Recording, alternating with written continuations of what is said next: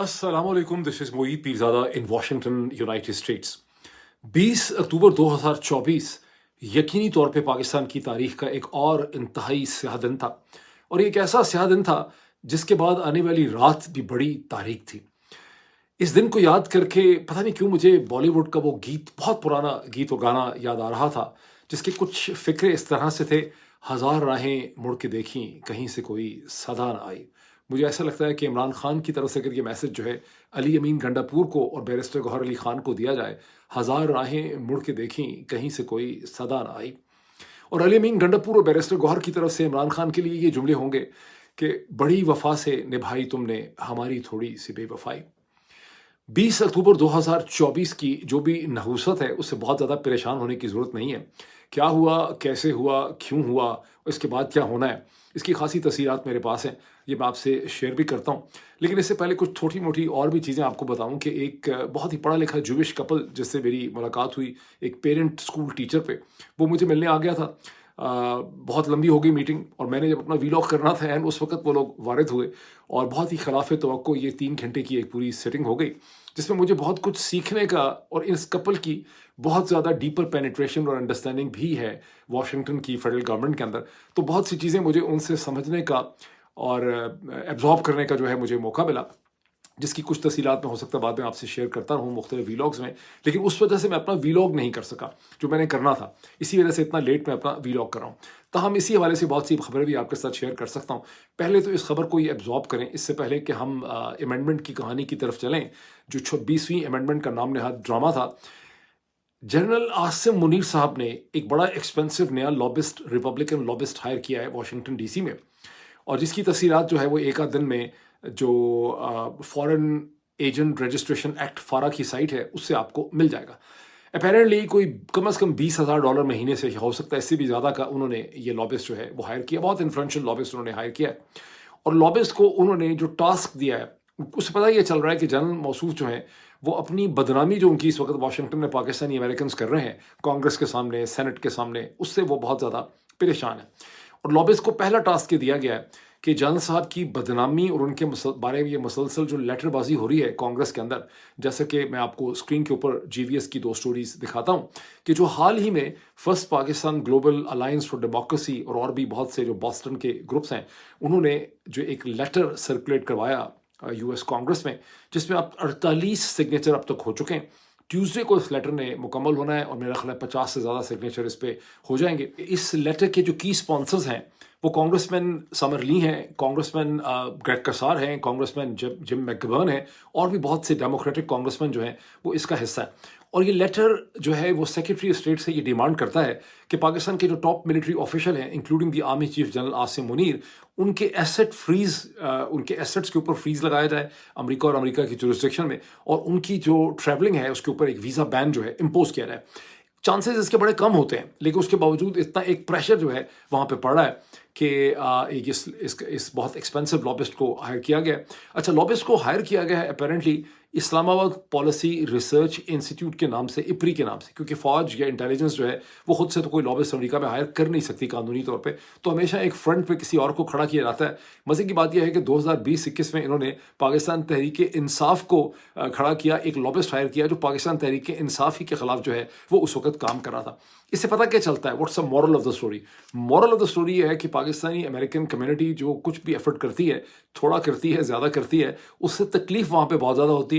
और इसका मतलब यह है कि पाकिस्तानी अमेरिकन कम्युनिटी को ज़्यादा से ज़्यादा इनोवेटिव तरीके इख्तियार करने चाहिए जनरल आसिम मुनीर साहब को तंग करने के लिए। अब थोड़ा सा मैं अगर इसी पोजीशन से आगे चला जाऊँ, बड़ी इंपॉर्टेंट ये पॉइंट है, फिर हम आते हैं ज़रा 26वीं अमेंडमेंट की तरफ। पाक पैक एक बहुत ही इन्फ्लुएंशियल पाकिस्तानी लॉबिस्ट ग्रुप है, जिसने बहुत से इश्यूज़ के ऊपर बहुत ज़्यादा काम किया। कैरी लो के बिल पे बड़ा काम किया। हाल ही में 2024 के अंदर हाउस रेजोल्यूशन 901 जो पास हुआ था 368 वर्सेस 7 का, उसके ऊपर भी पाक पैक ने बहुत ज़्यादा काम किया था। इसी पिछले 48 घंटों में पाक पैक ने प्रेसिडेंट डोनाल्ड ट्रंप को, जो प्रेसिडेंशियल एंडोर्समेंट होती है अमेरिका में, प्रेसिडेंट के लिए डोनाल्ड ट्रंप को उन्होंने एंडोर्स किया। जब उन्होंने डोनाल्ड ट्रंप को एंडोर्स किया, यानी कहा कि हमको सपोर्ट करते हैं, तो जो और बहुत सी, और बाकायदा उन्होंने इसके हवाले से एक ट्वीट किया, बड़ा क्लियरली उन्होंने उसको एक्सप्लेन भी किया अपने रीजंस को। لیکن جو دوسرے پاکستانی گروپس ہیں وہ خاصے پریشان ہو گئے, بڑے پزل ہوئے. میں نے اس قسم کی ایک میٹنگ بھی اٹینڈ کی جس میں 50 سے زیادہ لوگ جو ہے وہ شامل تھے, جس میں موسٹلی فزیشنس تھے. اور یہ جو باقی سارے پاکستانی گروپس تھے, جس میں فرسٹ پاکستان گلوبل بھی ہے, الائنس فار ڈیموکریسی بھی ہے, ان گروپس کا کہنا یہ تھا کہ ہمیں بائی پارٹیزن پوزیشن رکھنی چاہیے, کبھی بھی اپنا تمام وزن ایک پلڑے میں نہیں پھینکنا چاہیے, کیونکہ ایسا لگے گا کہ ساری پاکستانی کمیونٹی جو ہے وہ ڈونلڈ ٹرمپ ہی کو سپورٹ کر رہی ہے, اور الیکشن جو ہے وہ 50-50 ہے. ہو سکتا ہے ڈیموکریٹس الیکشن جیت جائیں اور کاملا ہارس جو ہے وہ پریزیڈنٹ بن جائیں, تو اس صورت میں ہمیں ہمارے مفادات کو نقصان ہوگا. ان کا یہ بھی کہنا تھا کہ یہ جو گریگ کسار سمرلی اور جم میکگوون لیٹر ہے, اس کے اوپر باوجود تمام ریکویسٹ کرنے کے کسی بھی ریپبلکن نے اس کو انڈورس نہیں کیا. اس کو جتنا بھی سائن کیا ہے, انڈورس کیا ہے, وہ 48 کے 48 جو ہیں وہ ڈیموکریٹک ہیں, اور ڈیموکریٹک جو ہیں وہ ہمارے پوائنٹ آف ویو کو انڈرسٹینڈ کرتے ہیں, جبکہ ریپبلکن جو ہیں وہ CIA کی طرف یا پینٹاگون کی یا سینٹ کام کی طرف جو ہے وہ دیکھتے ہیں. تاہم میں نے جو پاک پیک کے سورسز ہیں ان سے معلوم کیا کہ بھائی آپ کی کیا پوزیشن ہے. وہاں سے مجھے پتا چلا کہ ہم نے دونوں پریزیڈینشیل جو کیمپینز ہیں, کاملا ہارس کی جو ٹیم ہے ان سے اور ڈونلڈ ٹرمپ کی ٹیم, دونوں سے ہم نے 60 منٹ کی آڈینس مانگی. میرا خیال ہے اس کے لیے فنڈ ریزنگ بھی کرنی پڑتی ہے, لیکن 60 منٹ اس کو کہتے ہیں کہ آپ مانگتے ہیں. تو ڈیموکریٹس نے بڑا نچلے درجے کا ریسپانس دیا اور ایک خاصی ڈس انٹرسٹڈ خاتون کو بھیج دیا, یا کسی اور کی ٹیم کو بھیج دیا جنہوں نے افغانستان پہ کام کیا تھا, جنہیں پاکستان کے بارے میں کچھ بھی نہیں پتا تھا. اور خود ڈیموکریٹک جو کیمپین ہے کاملا ہارس کی, اس میں ان کا درجہ بہت نیچے تھا, لو لیول تھا ان کا, جبکہ اور انہوں نے کوئی کمٹمنٹ نہیں کی پاکستان کے حوالے سے, عمران خان کے حوالے سے ان کی کوئی پوزیشن نہیں تھی. جبکہ ریپبلکن پارٹی یعنی ڈونلڈ ٹرمپ کی جو ٹیم ہے اس نے بہت ہی ہائی لیول آفیشل کو بھیجا, ایک ایسے ہائی لیول آفیشل, مجھے تو نام پتا ہے ان کا لیکن میں نام لینا نہیں چاہ رہا, ایک ایسا ہائی لیول آفیشل جس کے بہت چانسز ہیں کہ ڈونلڈ ٹرمپ کی جو ٹیم آئے گی پریزیڈنٹ بننے کے بعد, اگر وہ پریزیڈنٹ بن جاتے ہیں تو وہ اس ٹیم کا ایک بہت ہی کلیدی فگر ہوگا. اس ٹیم نے پاک پیک کو یہ کہا کہ اگر ہم پریزیڈنٹ بنیں گے تو ہم ڈیفینیٹلی طور پہ پاکستان اور عمران خان کے اوپر جو پالیسی ہے اس میں تبدیلی لے کے آئیں گے, and we can definitely do much better than what has been done by the Biden administration. اور یہ ریزنز ہیں پاک پیک کی کلیئر پوزیشن لینے کے. تاہم دوسری طرف جو باقی گروپس ہیں وہ یہ سمجھتے ہیں اگر ابھی نہیں اگلے 24 گھنٹے میں تو 48 گھنٹے میں جو باقی پاکستانی امریکن گروپس ہیں وہ اپنا ایک لیٹر نکالیں گے دونوں ٹیمز کے لیے, کاملا ہارس کی ٹیم کے لیے اور پریزیڈنٹ ڈونلڈ ٹرمپ کی ٹیم کے لیے, اور وہ ان سے یہ ڈیمانڈ کریں گے کہ آپ ہم سے پاکستان کے حوالے سے اور عمران خان کے حوالے سے اپنی پوزیشن کو کلیئر کریں تاکہ ہم آپ کے فیور میں انڈورسمنٹ یا سپورٹ جو ہے وہ نکال سکیں. اب چلتے ہیں پاکستان کی سو کالڈ 26ویں کانسٹیٹیوشنل امینڈمنٹ کی طرف. مجھے یہ خبر مل رہی ہے یا مجھے یہ سمجھ آ رہی ہے کہ آپ میں سے بہت سے لوگ بڑے ڈپریس ہیں, بہت زیادہ مایوس ہیں. میں نے اس حوالے سے بہت سے کامنٹس بھی سوشل میڈیا پہ دیکھے ہیں, اور مجھے حیرانگی ہو رہی ہے کہ آپ لوگ اتنے مایوس کیوں ہیں. بندہ کو بہت زیادہ ڈس اپوائنٹڈ اور مایوس تو اس صورتحال سے ہوتا ہے جس کا اس کو پہلے نہ پتہ ہو کوئی غیر متوقع قسم کی شاکنگ چیز ہو جائے. اگر آپ نے میرا پچھلا ویلاگ دیکھا ہوگا اور بہت سے اور لوگوں کے ویلاگ دیکھے ہوں گے تو ہم سب اس حقیقت سے واقف تھے کہ شریف زرداری عاصم مافیا نے یہی کرنا ہے, بیکاز ان کا اپنا سروائیول ایٹ سٹیک ہے, اور انہیں کسی نہ کسی فارم میں اس سپریم کورٹ اور اس عدلیہ کی ان کو کنٹینیوشن چاہیے جو قاضی فائز عیسیٰ کی شکل میں انہوں نے کھڑی کر رکھی ہے سپٹمبر 2023 سے. قاضی فائز عیسیٰ نہ بھی ہوں تو کم از کم قاضی فائز عیسیٰ کی روح جو ہے وہ سپریم کورٹ کے اندر رہ سکے. ان کو یہ چیز اچیو کرنی تھی, اور میرے پچھلے ویلاگ میں میں نے یہ بہت اسٹرانگلی یہ کہا تھا, بڑا آؤٹ آف دا وے جا کے میں نے کہا تھا کہ یہ بہت ضروری ہے کہ اس پورے ڈرامے اور ناٹک کے ساتھ پاکستان تحریک انصاف اپنے آپ کی مکمل لا تعلقی کا اعلان کر دے اور اس کا کسی بھی طرح سے حصہ نہ بنے. گو کہ دیر کر دی پاکستان تحریک انصاف نے یہ پوزیشن لیتے ہوئے, لیکن مجھے بڑی خوشی ہے کہ پاکستان تحریک انصاف نے بالآخر ایک اصولی پوزیشن لی, اور انہوں نے اس کی ہر لیول پہ نیشنل اسمبلی کے اندر بھی اور سینٹ کے اندر مخالفت بھی کی, پریس کانفرنسز میں مخالفت کی, اور اپنے موقف کو انہوں نے بڑا کھل کے انہوں نے ایکسپلین کیا. تاہم تھوڑی سی کنفیوژن جو ہے وہ بیرسٹر گوہر نے ضرور مچائی, بیکاز سینٹ کا جو سنڈے کو اجلاس ہوا اس سے تھوڑی دیر پہلے جب بیرسٹر گوہر نے مولانا فضل الرحمان کے ساتھ کھڑے ہو کے ایک 10 منٹ کی جوائنٹ پریس کانفرنس کی, جسے آپ پاکستان تحریک انصاف کا جو آفیشیل یوٹیوب چینل ہے اس کے اوپر دیکھ سکتے ہیں, اور میری کوشش ہوگی کہ ان تمام انٹریکشنز کے چھوٹے چھوٹے کلپس اور فوٹیج ہے میں آپ کو اسکرین کے اوپر دکھاتا چلا جاؤں. تو اس میں بیرسٹر گوہر نے یہ کہا کہ ہم اس آئینی ترمیم جو ہے اس کی اصولی طور پہ آئینی ترمیم کی تو ہم مخالفت نہیں کرتے, ہمیں ترمیم کے ساتھ کوئی پرابلم نہیں ہے, لیکن اس کا جو طریقہ کار ہے کہ لوگوں کو اٹھا لیا گیا, اغوا کر لیا گیا, اس کو سپیڈ اپ کیا جا رہا ہے, اور ہمارے جو جس طرح سے چیئرمین نے کہا ہے عمران خان صاحب نے, یعنی ہمارے جو فاؤنڈر چیئرمین ہیں انہوں نے جس طرح سے کہا ہے کہ اس پہ کنسلٹیشن ہونی چاہیے، تو کنسلٹیشن کا پروسیس جو ہے وہ کمپلیٹ نہیں ہوا، اس لیے ہم اس کے اوپر ووٹ نہیں ڈالیں گے۔ اس وقت وہ مولانا فضل الرحمان کے ساتھ کھڑے تھے، پھر مولانا فضل الرحمان نے بھی ان کا بڑا شکریہ ادا کیا اور انہوں نے کہا کہ یہ پاکستان تحریک انصاف کا حق ہے کہ وہ اس میں ووٹ نہ ڈالیں، لیکن ہم نے اس کے اوپر بڑی محنت کی ہے اور ویسے ہی تو ہم نے اس کے حوالے سے بڑی محنت جو ہے وہ نہیں کی ہے۔ اچھا، ویسے مجھے بڑی خوشی ہے کہ مولانا فضل الرحمان کی بھی حقیقت بڑی کھل کے آپ کے سامنے آ گئی ہے، بیکاز میں نے اپنے ہر ویلاگ میں جو پوری پاکستان تحریک انصاف اور آپ میں سے بہت سے لوگ جو ہیں وہ مولانا کی تعریف میں گن گا رہے تھے، تو میں نے کہا تھا کہ مولانا ان دی اینڈ حکومت کے ساتھ ہی جائیں گے، ان کی بچپن سے جو سیاست کی ٹریننگ ہوئی ہے وہ اسی قسم کی ہے، دوگلے پن کی۔ بہرحال یہاں پر جو امپورٹنٹ چیز ہے کہ کیوں بیرسٹر گوہر نے اس قسم کی پوزیشن مولانا فضل الرحمان کے ساتھ کھڑے ہو کے لی، اور سبسیکوینٹلی اس سے زیادہ مزے کی بات کہ کیا تو اس وقت وہ مولانا کو انگیج رکھنا چاہتے تھے یا مولانا کو نہیں اوفینڈ نہیں کرنا چاہتے تھے، بیکاز سبسیکوینٹلی بیرسٹر گوہر جو ہیں انہوں نے نیشنل اسمبلی کے اندر جب تقریر کی تو وہاں وہ بھی میں ٹکڑا آپ کو دکھانے کی کوشش کرتا ہوں، تو انہوں نے بڑا کلیئرلی، اور اس کو اخباروں میں چھپا ہے، میں اس کی سلائڈز بھی آپ کو دکھاتا ہوں، کہ انہوں نے کہا کہ ہم اس آئین کے ایک بھی لفظ پہ، اس آئینی ترمیم کے ایک بھی لفظ پہ یقین نہیں کرتے، اور ہم سمجھتے ہیں کہ یہ ٹوٹلی غیر قانونی ہے اور یہ پاکستان کی عدالتوں کے خلاف یہ چیز جو ہے وہ بنائی جا رہی ہے۔ وہ ٹکڑے بھی میں آپ کو دکھاتا ہوں۔ ہم نے اس آئین پہ مولانا صاحب سمیت حکومت کے ساتھ کسی ایک لفظ پہ بھی اتفاق نہیں کیا۔ دیکھیے بیرسٹر گوہر کی جو پوزیشن تھی نا مولانا فضل الرحمان کے ساتھ کھڑے ہو کے، اور نیشنل اسمبلی کے اندر ان کی جو پوزیشن ہے جس کے درمیان میں تقریباً 10-11 گھنٹے کا فرق پڑ جاتا ہے، بیکاز نیشنل اسمبلی کا تو سیشن ہی شروع ہوا رات کے 12 بجے اور وہ صبح کے 5 بجے تک چلتا رہا، اس میں خیر بیرسٹر گوہر جلدی چلے گئے تھے، لیکن بیرسٹر گوہر کی وہاں کی پوزیشن مولانا کے ساتھ اور نیشنل اسمبلی کی پوزیشن کے درمیان میں پاکستان تحریک انصاف کے اور بہت سے لیڈرز نے بیرسٹر گوہر کی پوزیشن کے خلاف پوزیشن لے لی، اور اس میں سب سے واضح جو اسٹرانگ پوزیشن لی وہ سلمان اکرم ڈارا صاحب نے لی۔ بیرسٹر گوہر نے جب پوزیشن لی تو فوری طور پہ ٹھک کر کے ڈان اخبار اور ٹریبیون اور اخباروں نے اس کی ہیڈ لائن بنا دی کہ تحریک انصاف کہتی ہے کہ اصولی طور پہ ہم اس امینڈمنٹ کے خلاف نہیں ہیں۔ تو یہی سوال انیکا نثار جو آج کل اے آر وائی نیوز پہ ہوتی ہیں، ویسے مجھے بڑی حیرانگی ہوتی ہے جب اے آر وائی نیوز کی اس اسکرین کے اوپر جہاں دنیا شہید ارشد شریف جیسی قدابر شخصیت کو دیکھتی تھی، اب وہاں جہاں پہ ہم انیکا نثار صاحبہ کو دیکھتے ہیں تو خاصی پریشانی ہوتی ہے۔ آج کل اے آر وائی کے جنرلی ریٹنگ کا کیا حال ہے مجھے پتہ نہیں ہے، لیکن اے آر وائی پہ پیش ہوئے جناب سلمان اکرم ڈارا صاحب، یہ 6-7 منٹ کا ایک ٹکڑا ہے جس کے اندر سے بھی میں ایک کلپ آپ کو دکھانے کی کوشش کرتا ہوں، جس میں انیکا نثار صاحبہ نے بہت ہی مستعدی سے، بہت ہی انہوں نے ایفیشنسی شو کرتے ہوئے تقریباً وہی سوال پوچھا جو لگتا ہے ان کو دیا گیا تھا کہیں سے، اور وہ سوال یہ تھا کہ یہ کہہ دیا ہے بیرسٹر گوہر نے ان کی پارٹی کی، آپ کی جو ہے وہ کیا پوزیشن ہے۔ اس پہ سلمان اکرم راجہ نے یہ کہا کہ اگر کوئی بھی یہ کہتا ہے کہ ہم اس آئینی ترمیم کو سپورٹ کرتے ہیں یا ہم اس آئینی ترمیم کے خلاف نہیں ہیں تو وہ غلط کہتا ہے، بیکاز یہ آئینی ترمیم جو ہے یہ عدلیہ کے خلاف ہے، اور اس کا ان دی اینڈ نقصان جو ہے وہ تمام تر جو ہے وہ پاکستان کے ایک عام آدمی کو ہوگا۔ اب بھی کوئی امید ہے کہ مولانا صاحب واپس آ جائیں گے؟ کیونکہ اوورال تو ہمیں یہ بتایا گیا کہ پی ٹی آئی کا اس مسودے سے کنسنسس ہے، لیکن کیونکہ عمران خان صاحب سے مشاورت نہیں ہو سکی اس لیے ووٹ نہیں دیا۔ نہیں ایسا نہیں ہے۔ دیکھیں اس مسودے میں بہت بنیادی اصولی ہیں معاملات جن پہ ہمیں اختلاف ہے۔ یہ کہنا کہ ہمیں مسودے سے مکمل اتفاق ہے اور صرف عمران خان سے مشاورت کی وجہ سے ہم ساتھ نہیں دے رہے، بالکل غلط بیانیہ ہے۔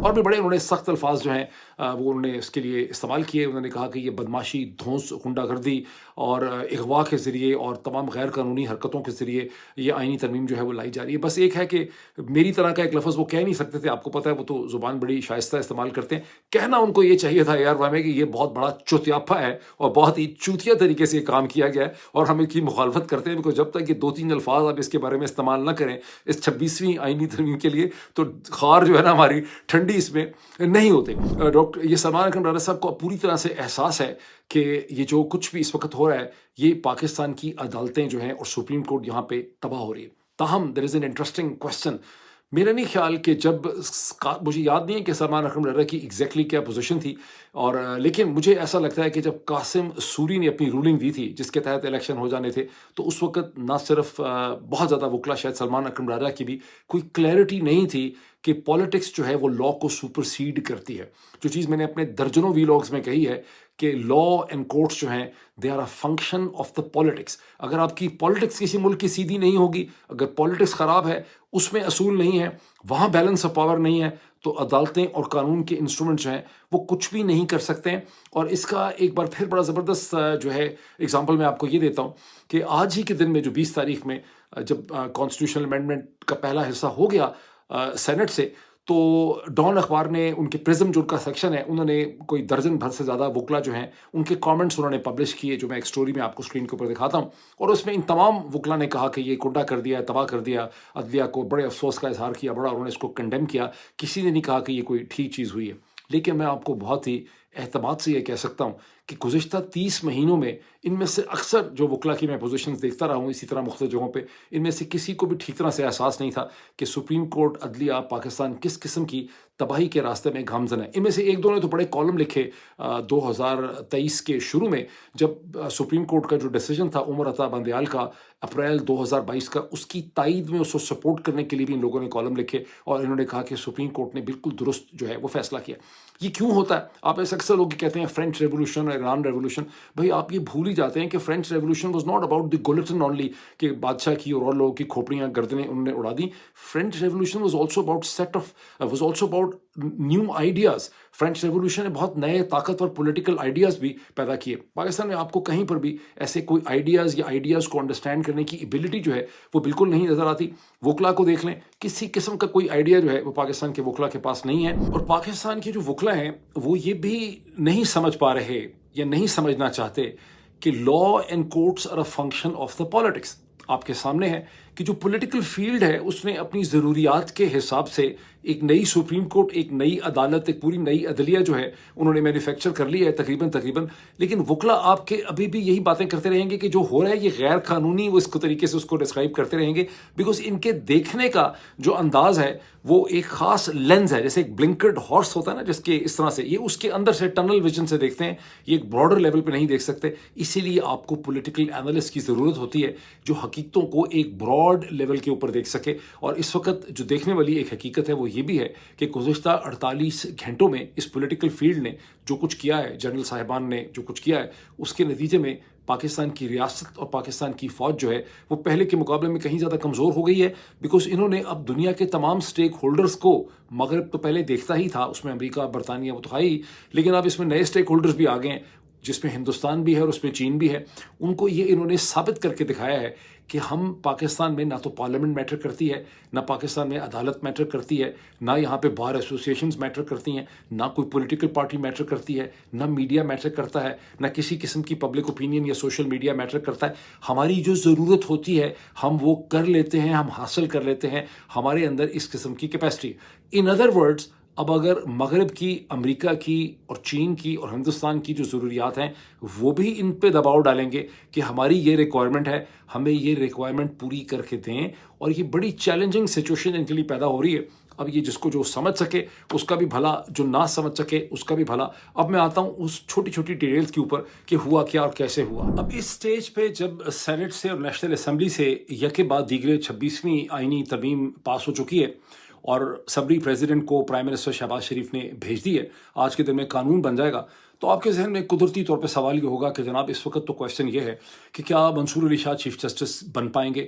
جو کانسٹیٹیوشنل کورٹ بنا رہی ہے، بینچ بنایا جا رہا ہے، اس کو کون ہیڈ کرے گا؟ اس کا اوور آل امپیکٹ کیا ہے؟ اس میں کون ونر ہے، کون لوزر ہے؟ کیا یہ چیز کتنی دیر اپنے آپ کو سسٹین کر سکے؟ ان تمام کویشچنس کی طرف چلنے سے پہلے میں تھوڑا سا جو نمبرز گیم اور گیم پلان تھا بھائی لوگوں کا، اس کے اوپر تھوڑی سی میں اس کی تفصیلات میں جانا چاہتا ہوں. اور اس کی وجہ یہ ہے کہ وہ جو سارا ڈرامہ ڈھکوسلا تھا اس کے اندر کچھ ایسے کردار پنہا ہیں، کچھ ایسی اس میں راز ہیں جنہیں سمجھنا بہت ضروری ہے، کیونکہ وہ آگے کی سیاست پہ بھی اس کا ایک اثر جو ہے وہ ہونا ہے. ان چہروں کو بے نقاب کرنا جو ہے یہاں پہ بہت ضروری ہے. تو جناب تفصیلات یہ ہیں چھوٹی چھوٹی کہ جب سینٹ کے ووٹ کی سٹیج پہ پہنچے تو شریف زرداری ٹولے کے پاس اپنے 58 ووٹ تھے. ووٹ ان کو چاہیے تھے 64 سینٹ میں 2/3 کو پورا کرنے کے لیے، اور ان کو 6 ووٹوں کی کمی تھی. اس سٹیج کے اوپر 6 سینیٹر جو ہیں اور اسی طرح سے نیشنل اسمبلی کے کم از کم 11 جو MNAs ہیں نیشنل اسمبلی کے اور 6 سینیٹر جو ہیں وہ انکمیونیکاڈو تھے، اپنی اپنی جماعتوں سے ان کا تعلق رابطہ جو ہے وہ نہیں ہو رہا تھا. اس میں پاکستان تحریک انصاف کی 2 سینیٹر جناب ڈاکٹر زرکا سہروردی صاحبہ اور سینیٹر فیصل تھے. اس میں بلوچستان نیشنل پارٹی BNP جو ہیں اس کی نسیمہ احسان سینیٹر اور قاسم رونجو مسنگ تھے یا انکمیونیکاڈو تھے، جنہیں بعد میں آپ کو پتہ ہے پولیس کسٹڈی میں لایا وغیرہ بھی گیا. اور JUIF کے 2 سینیٹرز کے بارے میں مولانا کی جماعت کا یہ کہنا تھا کہ سینیٹر احمد اور سینیٹر عبدالشکور جو ہیں وہ مسنگ ہیں اور انکمیونیکاڈو ہیں. تاہم سورسز کا یہ کہنا ہے کہ جتنے بھی لوگ انکمیونیکاڈو تھے یہ نیسیسریلی کوئی اغوا نہیں ہوئے تھے، اغوا بالجبر کا چکر نہیں تھا، بلکہ یہ کوآپریٹو ارینجمنٹ میں تھے اور لوگوں کو اور آپ سب کو ہم سب کو بے وقوف بنانے کے لیے یہ پوری کہانی ڈالی گئی تھی. اس کی کچھ تفصیلات میں مزید آپ سے شیئر کرتا ہوں. اب اچھا، اب اس میں ایک چیز یہ دیکھیں کہ جب فیصل واڈا نے ایک بڑا گندا سا سیکشل جسٹر بنایا بعد میں، وہ جب گاڑی سے نکلے، نہیں وہ بعد میں بنایا انہوں نے، جب ان کو لوگ مٹھائی کھلا رہے تھے تو انہوں نے وہ ایک بازو کا نشان اس طرح کر کے بنایا، وہ تو خیر بعد کی بات ہے. لیکن فیصل واڈا کا ایک وہ کلپ بھی آپ میں سے بہت سے لوگوں نے دیکھا ہوگا، میں کوشش کرتا ہوں مجھے مل جائے تو میں آپ کو دکھاؤں، جس میں فیصل واڈا کہتے ہیں کہ امینڈمنٹ تو ہر صورت آج پاس ہونی ہی ہے، اب عزت اسی میں ہے کہ یہ لوگ آئیں اور امینڈمنٹ کو سپورٹ کر دیں، ورنہ امینڈمنٹ تو پاس ہو جانی ہے. ہمارا سوال یہ ہونا چاہیے کہ آئینی ترمیم پاس ہوگی، آج کی تاریخ میں اللہ کے حکم سے انشاءاللہ پاس ہوگی، ود اور ود آؤٹ. سب ہوں گے تو اور اچھا ہوگا، نہیں ہوں گے تو بھی اچھا ہوگا، تو ہمارا تو اٹس اے ون ون. یہ وہ پاکستان تحریک انصاف کو نہیں کہہ رہے تھے، یہ وہ مولانا فضل الرحمان کے حوالے سے کہہ رہے تھے، بیکاز اس وقت تک مولانا فضل الرحمان مسلسل اپنے پوائنٹ آف ویو سے شریف زرداری ٹولے کے ساتھ بارگیننگ کر رہے تھے کہ میں آؤں گا، کہ میں ساتھ نہیں آؤں گا. آنا انہوں نے تھا ہی، لیکن وہ اپنی قیمت والا جو ہے وہ بڑھا رہے تھے. تو مولانا جس سٹیج کے اوپر جوائن کرتے ہیں اور اپنے 5 سینیٹرز کو اندر لے آتے ہیں، اس وقت 2 سینیٹرز مولانا کے مسنگ بھی تھے. جب مولانا جوائن کرتے ہیں تو نمبرز گیم کے بعد صرف ایک یعنی 58+5 آ جاتے ہیں تو 63 ہو جاتے ہیں. ایک کی کمی رہتی ہے، 2 پورے کیے جاتے ہیں جب BNP کے سینیٹرز کو پولیس کسٹڈی میں وہاں پہ لایا جاتا ہے. لیکن وہ ڈرامہ کیا تھا، کیا واقعی وہ اتنے مجبور تھے؟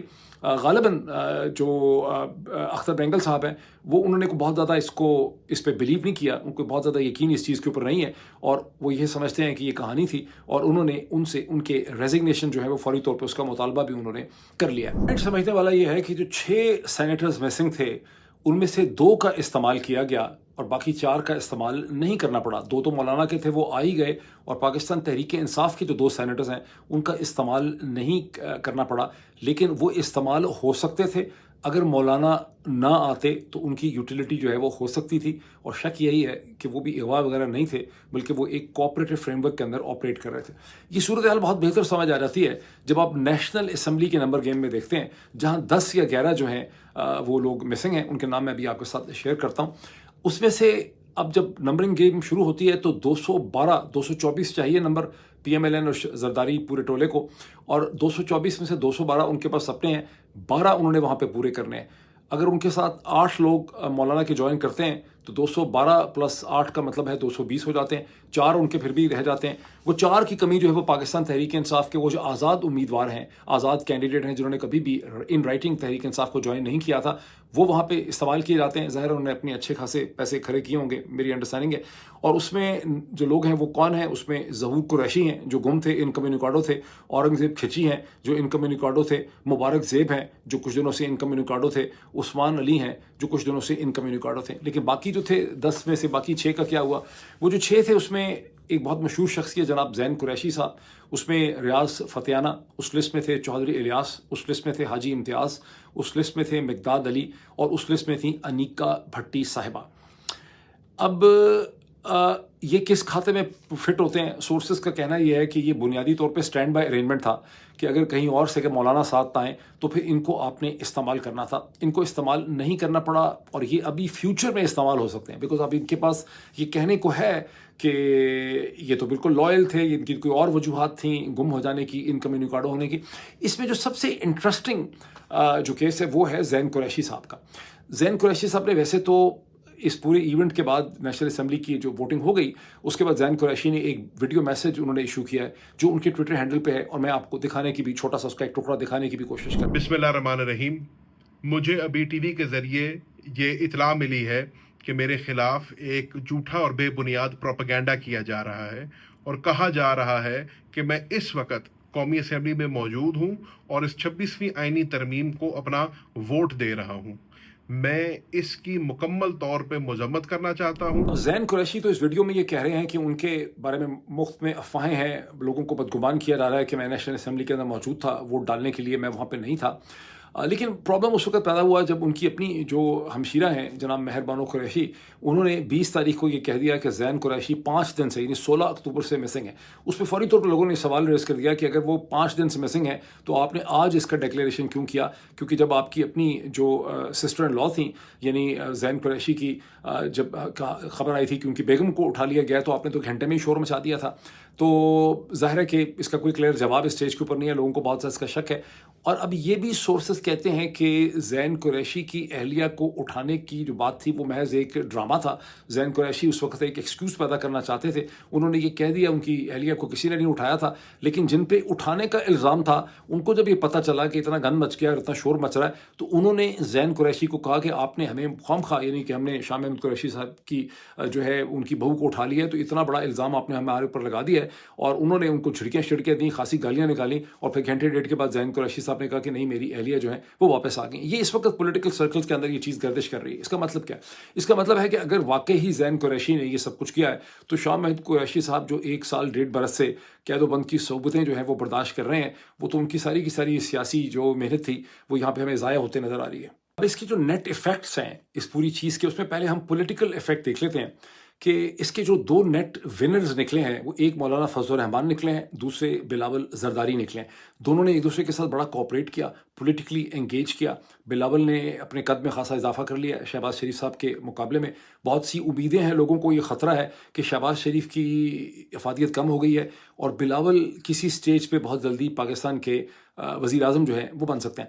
مولانا نے بھی اپنے قد کات میں بہت زیادہ اضافہ کر لیا ہے. پاکستان تحریک انصاف کے ساتھ چل کے کھڑے ہو کے جو انہوں نے نیشنل اسمبلی کے اندر تقریر کی، جس قسم کی وہ پریس کانفرنسز کرتے ہیں، راتوں تک وہ میٹنگ کرتے رہے پاکستان تحریک انصاف کے ساتھ، تو انہوں نے اپنی سیاسی پوزیشن کو مستحکم کیا ہے. اور اگر بلاول پرائم منسٹر بن جاتے ہیں تو مولانا جو ہیں ان کو کوئی غالباً بہتر رول جو ہے وہ یہاں پہ مل سکتا ہے. اب آئیں سوال کی طرف کہ جو کچھ بھی ہوا ہے اس کا عدالت پہ، یعنی سپریم کورٹ پہ اور سیاست پہ اس کا کیا امپیکٹ جو ہے وہ مرتب ہوتا ہے. پہلے یہ سمجھنا ضروری ہے کہ شریف زرداری عاصم ٹولہ جو ہے اس کے بنیادی مقاصد یہاں پہ کیا ہیں.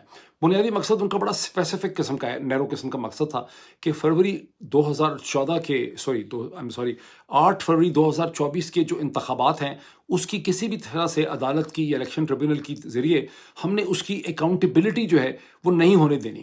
اور اس اکاؤنٹیبلٹی کا راستہ روکنے کے لیے بہت ضروری تھا کہ قاضی فائز عیسیٰ صاحب کی روح جو ہے وہ عدالت کے اندر کنٹینیو کرے. ذہن میں یہ بھی رکھنا بہت ضروری ہے کہ جو کچھ بھی کیا گیا ہے سپٹمبر اکتوبر 2023 سے لے کے اب تک وہ قاضی فائز عیسیٰ صاحب کی طرح کی شخصیت کے بغیر ہونا ممکن ہی نہیں تھا.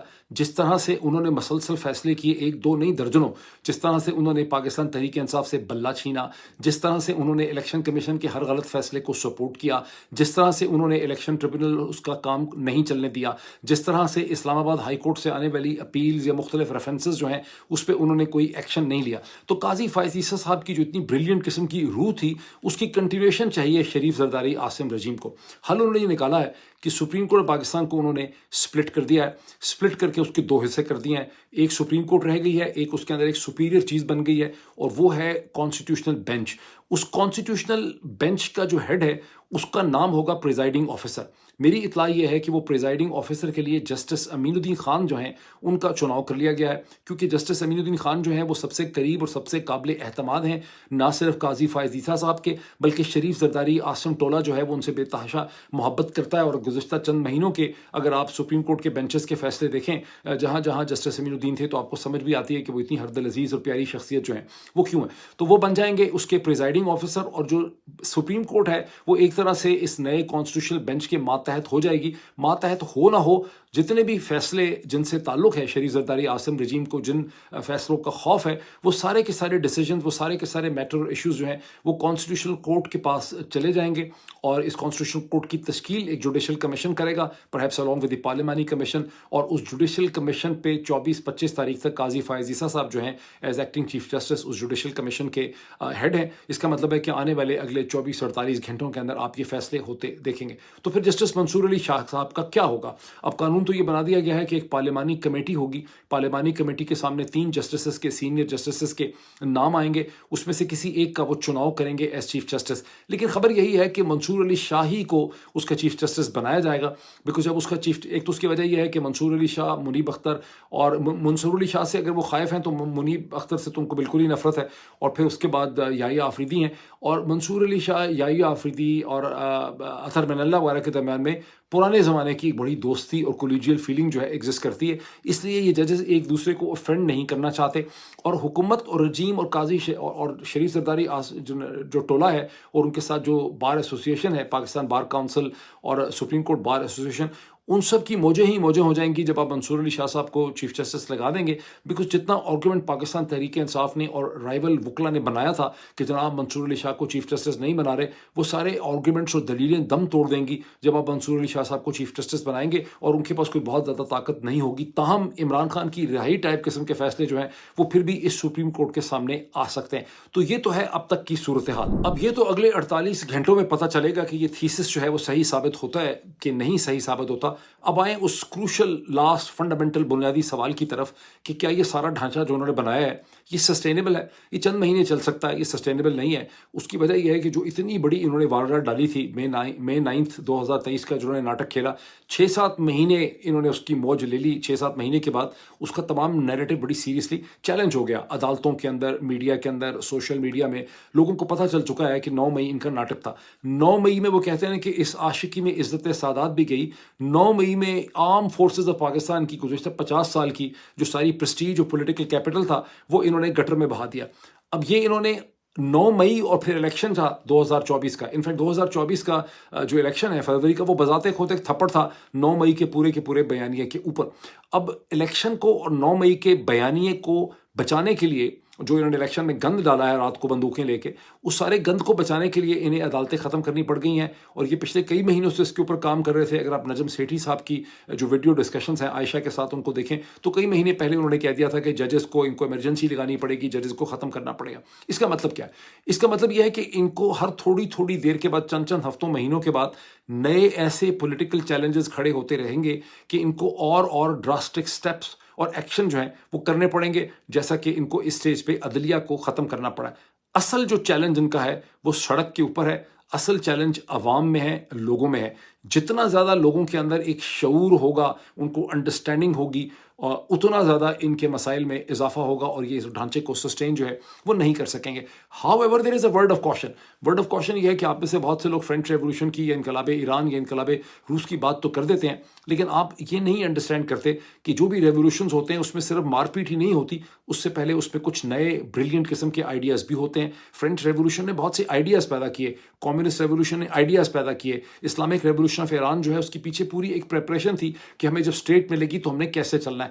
پاکستان میں آپ کو کوئی آئیڈیاز نظر نہیں آتے، اور آئیڈیاز کا جو فقدان ہے وہ آپ کو سب سے زیادہ لیگل کمیونٹی کے اندر نظر آتا ہے. یہ بھی دیکھ لیتے ہیں کہ اگلے چند آنے والے ہفتوں کے اندر پاکستان کی جو وکلا تحریکیں ہیں وہ اس پوری ڈیولپمنٹ پہ کس طرح سے ریئیکٹ کرتی ہیں. ابھی اتنا ہی، پھر آپ سے ملاقات ہوتی ہے. Thank you.